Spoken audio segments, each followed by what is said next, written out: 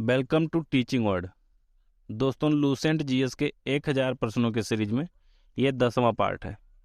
इस पार्ट में हम लोग 50 वन लाइनर महत्वपूर्ण प्रश्नों के बारे में देखेंगे। अगर आप लोगों ने चैनल को सब्सक्राइब नहीं किया है तो जल्दी से सब्सक्राइब कर लीजिए, जिससे इस सीरीज में आने वाले प्रत्येक पार्ट आपको मिलते रहें। तो चलिए शुरू कर लेते हैं आज का वीडियो। आज का पहला प्रश्न है, जापान की मुद्रा कौन सी है? तो दोस्तों, जापान की मुद्रा का नाम है येन। अगला प्रश्न है, इंडियन मिलिट्री एकेडमी कहाँ पर स्थित है? तो दोस्तों, इंडियन मिलिट्री एकेडमी देहरादून में स्थित है। अगला प्रश्न है दोस्तों, माउंट एवरेस्ट पर चढ़ने वाली पहली भारतीय महिला कौन है? तो दोस्तों, पहली भारतीय महिला का नाम है बछेंद्री पाल। ये माउंट एवरेस्ट पर पहली बार चढ़ी थी। आगे देखते हैं दोस्तों। अगला प्रश्न है, डेविस कप का संबंध किस खेल से है? तो दोस्तों, डेविस कप का संबंध है टेनिस से। यह आपका सही उत्तर हो जाएगा दोस्तों। आगे देखते हैं। अगला प्रश्न है, माउंट एवरेस्ट पर 2 बार चढ़ने वाली पहली भारतीय महिला कौन है? तो दोस्तों, माउंट एवरेस्ट पर जो 2 बार चढ़ी थी, इन भारतीय महिला का नाम है संतोष यादव। अगला प्रश्न है दोस्तों, सर्वोच्च न्यायालय का मुख्य न्यायाधीश कब तक अपने पद पर रहता है? तो दोस्तों, 65 वर्ष की आयु तक सर्वोच्च न्यायालय का मुख्य न्यायाधीश अपने पद पर बना रहता है। आगे देखते हैं दोस्तों। अगला प्रश्न है, संसद का उच्च सदन कौन सा होता है? तो दोस्तों, राज्यसभा को संसद का उच्च सदन कहा जाता है और लोकसभा को संसद का निम्न सदन कहा जाता है। अगला प्रश्न है, पंचतंत्र का लेखक कौन है? तो दोस्तों, पंचतंत्र नामक पुस्तक के लेखक विष्णु शर्मा जी हैं। अगला प्रश्न देखते हैं, सन 1954 में भारत चीन समझौता किस नाम से जाना जाता है? तो दोस्तों, सन 1954 में जो भारत और चीन के बीच में समझौता हुआ था, इसे पंचशील समझौता के नाम से जाना जाता है। आगे देखते हैं दोस्तों। अगला प्रश्न है, दक्षिण अमेरिका में शीतोष्ण घास के स्थलों को क्या कहा जाता है? तो दोस्तों, दक्षिण अमेरिका के घास के स्थलों को पंपास कहा जाता है। अगला प्रश्न है दोस्तों, राष्ट्रीय रक्षा एकेडमी कहाँ पर स्थित है?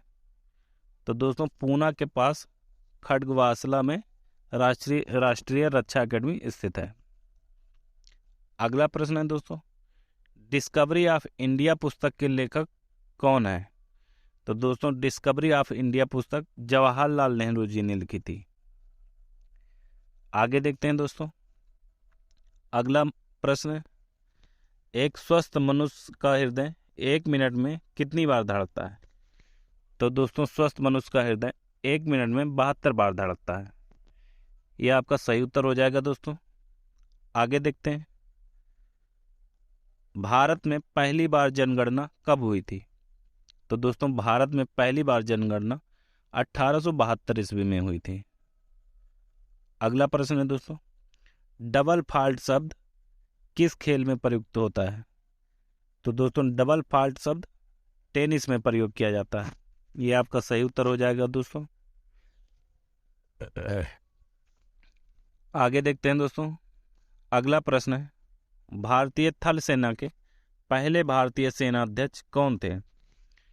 तो दोस्तों, भारतीय थल सेना के पहले भारतीय सेनाध्यक्ष थे जनरल KM करियप्पा।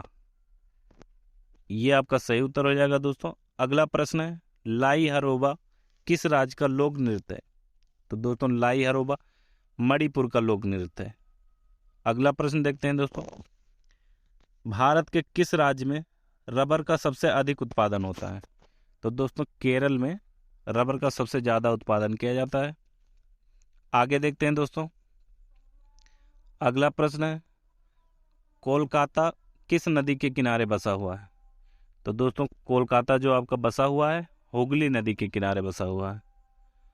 अगला प्रश्न है, पौधों में जीवन होता है, ये किस भारतीय वैज्ञानिक ने बताया था? तो दोस्तों, भारतीय वैज्ञानिक जगदीश चंद्र बसु जी ने बताया था कि पौधों में जीवन होता है। अगला प्रश्न है, महात्मा गांधी द्वारा साबरमती आश्रम कहाँ पर स्थापित किया गया था? तो दोस्तों गुजरात के अहमदाबाद में साबरमती आश्रम की स्थापना की गई थी। अगला प्रश्न है दोस्तों, मनुष्य के शरीर में कितने गुणसूत्र होते हैं? तो दोस्तों मनुष्य के शरीर में गुणसूत्रों की संख्या होती है 23 जोड़ी या 46 गुणसूत्र। अगला प्रश्न है, चंद्र ग्रहण कब लगता है? तो दोस्तों पूर्णिमा के दिन चंद्र ग्रहण लगता है। अगला प्रश्न है दोस्तों, भारत छोड़ो आंदोलन कब शुरू हुआ था? तो दोस्तों भारत छोड़ो आंदोलन 8 अगस्त 1942 को शुरू हुआ था। आगे देखते हैं दोस्तों, अगला प्रश्न है, मनुष्य के शरीर का सामान्य रक्तदाब कितना होता है? तो दोस्तों सामान्य रक्तदाब जो होता है 80 से 120 मिलीमीटर होता है। आगे देखते हैं दोस्तों, अगला प्रश्न है, उत्तरी गोलार्ध में सबसे छोटा दिन कब होता है? तो दोस्तों सबसे छोटा दिन जो होता है 22 दिसंबर को सबसे छोटा दिन होता है। अगला प्रश्न है दोस्तों, रामचरितमानस किसने लिखी थी? तो दोस्तों रामचरितमानस लिखी गई थी तुलसीदास जी द्वारा।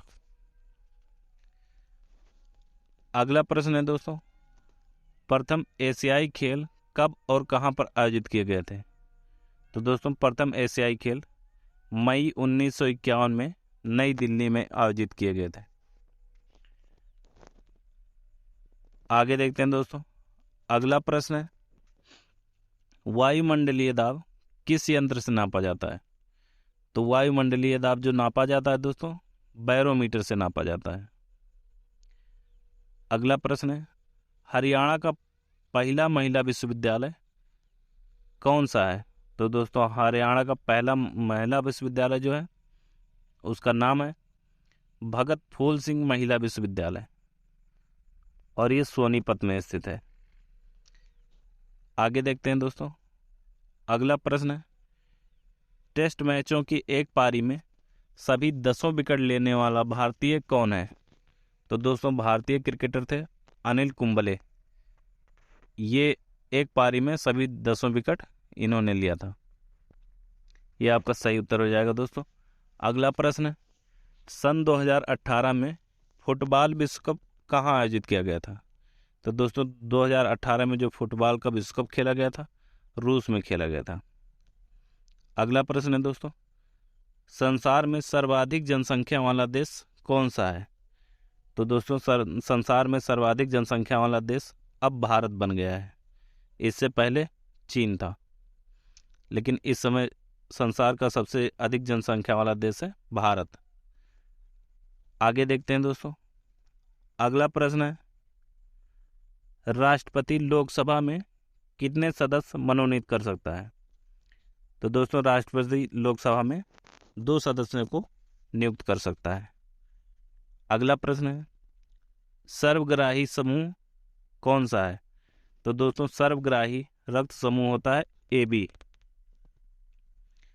आगे देखते हैं दोस्तों, अगला प्रश्न है, राष्ट्रीय असहयोग आंदोलन किस वर्ष शुरू हुआ था? तो दोस्तों असहयोग आंदोलन जो शुरू हुआ था 1920 में शुरू किया गया था। आगे देखते हैं दोस्तों, अगला प्रश्न है, पेनाल्टी स्ट्रोक किस खेल में प्रयुक्त होता है? तो दोस्तों पेनाल्टी स्ट्रोक का शब्द का जो प्रयोग होता है वो हॉकी में प्रयोग किया जाता है। अगला प्रश्न है दोस्तों, भारतीय संसद का निम्न सदन कौन सा होता है? तो दोस्तों लोकसभा को भारतीय संसद का निम्न सदन कहा जाता है। अगला प्रश्न है, सिख धर्म की स्थापना किसने की थी? तो दोस्तों सिख धर्म की स्थापना जो की थी वो थे गुरु नानक देव जी। अगला प्रश्न है दोस्तों, भारत में जनगणना कितने वर्षों के बाद होती है? तो दोस्तों भारत में जनगणना होती है प्रत्येक 10 वर्षों के बाद में। अगला प्रश्न है, मेघदूत किसकी रचना है? तो दोस्तों मेघदूत कालिदास जी की रचना है। आगे देखते हैं दोस्तों, भारत की स्वतंत्रता में के समय ब्रिटेन के प्रधानमंत्री कौन थे? तो दोस्तों 1947 में ब्रिटेन के प्रधानमंत्री थे क्लीमेंट एटली और 1947 में ही भारत को स्वतंत्रता मिली थी। उस समय के प्रधानमंत्री थे क्लेमेंट एटली। आगे देखते हैं दोस्तों। अगला प्रश्न है, एक्जिमा रोग शरीर के किस अंग को प्रभावित करता है? तो दोस्तों एक्जिमा में त्वचा प्रभावित होती है। ये आपका सही उत्तर हो जाएगा दोस्तों। अगला प्रश्न है, स्काउट एंड गाइड्स संस्था की स्थापना किसने की थी? तो दोस्तों स्काउट गाइड्स की संस्था की स्थापना जो की थी रॉबर्ट बाडेन पावेल। इनका नाम था रॉबर्ट बाडेन पावेल। इन्होंने स्काउट एंड गाइड संस्था की स्थापना की थी। अगला प्रश्न देखते हैं, संसार का सबसे बड़ा महासागर कौन सा है? तो दोस्तों सबसे बड़ा महासागर है प्रशांत महासागर। ये आपका सही उत्तर आ जाएगा दोस्तों। आगे देखते हैं।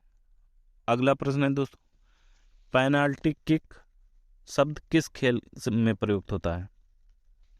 तो दोस्तों पेनाल्टी किक शब्द का प्रयोग फुटबॉल में किया जाता है। ये आपका सही उत्तर है दोस्तों। अगला प्रश्न है, रणजी ट्रॉफी का संबंध किस खेल से है? तो दोस्तों रणजी ट्रॉफी का संबंध जो है क्रिकेट से होता है। अगला प्रश्न है, ज्ञानपीठ पुरस्कार किस क्षेत्र से संबंधित है? तो दोस्तों ज्ञानपीठ पुरस्कार का संबंध साहित्य क्षेत्र से होता है। आगे देखते हैं दोस्तों, भारत का सर्वोच्च खेल पुरस्कार कौन सा है? तो दोस्तों राजीव गांधी खेल रत्न पुरस्कार भारत का सर्वोच्च खेल पुरस्कार है। अगला प्रश्न है, अर्जुन पुरस्कार किस वर्ष शुरू किए गए थे? तो दोस्तों अर्जुन पुरस्कार की शुरुआत 1961 में की गई थी। अगला प्रश्न है, भारत की मानक समय रेखा कौन सी है? तो दोस्तों 82.5 डिग्री पूर्वी देशांतर को भारत की मानक समय रेखा कहते हैं, जो इलाहाबाद से होकर गुजरती है।